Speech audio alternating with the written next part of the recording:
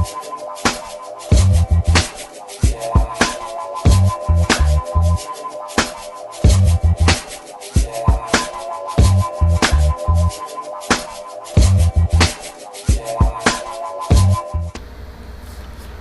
what's going on, everybody? Knowledge coming at you again. I want to talk about this new movie, the TLC movie, Crazy Sexy Cool, premiered last night on VH1. I'm sure VH1 got a shitload of ratings because everybody was talking about it. Everybody was tuned in. I know people have been waiting for weeks, for this movie to premiere on VH1. And I had previously saw the movie 3 weeks ago at an event, and I thought it was a pretty good movie, and it premiered last night, and I watched it again, and all in all, I have to give the movie maybe about an 8 out of 10. It was a pretty good movie. Some people were saying it was corny or whatever, but I didn't get that from this movie. And a lot of times when Lifetime or VH1 or MTV, they do bibliography movies on certain artists or certain individuals, sometimes it is corny or the acting is not as good. But the three ladies that played TLC did a good job. I believe it was Lil Mama, Keke Palmer, and I forgot the other chick's name, but they did a real good job. And one of the things that I wanted to point out that I thought was very on point was the wardrobe.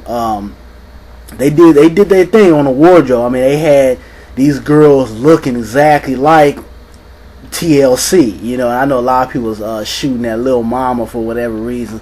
A lot of y'all women, y'all need to calm down with that. It's like y'all don't want anybody to play somebody that you might admire. Lil Mama did her thing, whether you like her music or not. She played that part. Keke Palmer did good. The other chick that I'm forgetting her name right now, she did a good job. Now I think a lot of people don't realize probably the work she had to put behind capturing T-Boss's voice, because she has a very unique voice, and not everybody can pull that type of voice off because it's very unique. And all in all, I just thought it was a good movie. I want to get everybody's feedback. If you guys check the movie out, let me know what you thought about it. They were talking about TLC's manager, Pebbles. If you guys are not familiar with Pebbles, she was a part of LaFace Records back in the 90s. And, they basically showed her how, she basically didn't treat TLC right. They were selling all these records and, they were touring and really weren't seeing any money. They basically were getting $50,000 a year. And that's bubblegum money compared to what you should be making if you're selling a whole bunch of records, and especially if you're touring. And one of the things that I always stress, being someone that works within the industry is, and I've been saying this since I got on here, when I had Knowledge 562, a lot of these artists, they'll get signed to major record labels, and they'll get them an advancement check, and the first thing they want to do is they want to go show off. They want to go get the nice car or the nice house, or they want to go buy their mom a whole bunch of stuff, and that's cool. But one of the main things I always say is that before you go out and go do that, you need to get yourself a lawyer, somebody that's going to be on your side and that's going to look at the paperwork as well as you looking at the paperwork and paying attention to your business. Because a lot of times when new artists come into the industry, they don't know the ins and outs and the outs and ins of the exact business. All they're thinking about is, okay, I'm gonna go in the studio, make records, and I want to sell a whole bunch of albums.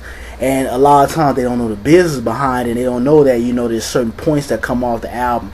There's wardrobe, there's marketing and promotion, there's A&Rs that have to be paid. There's a whole list of things that go on to constructing not only an artist but an album. So, that's very important that, for you guys that might be artists out there, maybe you sign to an independent label or something like that, or a label that's just trying to get off the ground.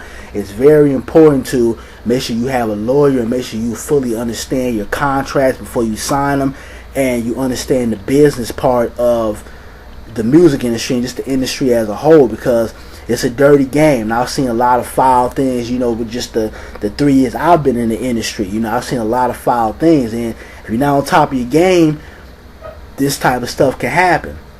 And I'm glad they showed that within the movie. They didn't try to depict TLC as being this happy-go-lucky group.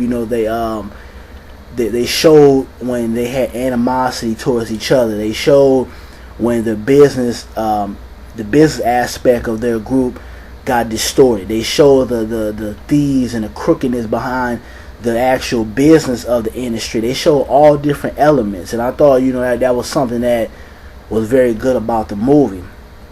But again, I heard Pebbles was trying to file a lawsuit against TLC, I guess for defamation of character or whatever. But it is what it is. And that's why it's important to watch the way you talk and watch the way that you treat people, because you never know when you can be exposed. And it's not just Pebbles. I've been in the industry for 3 years, and it's a lot of jokers out here that I will not name at this moment, but it's a lot of people who are crooked, who are just about a dollar bill, can care less about you, and you really have to be on top of your business.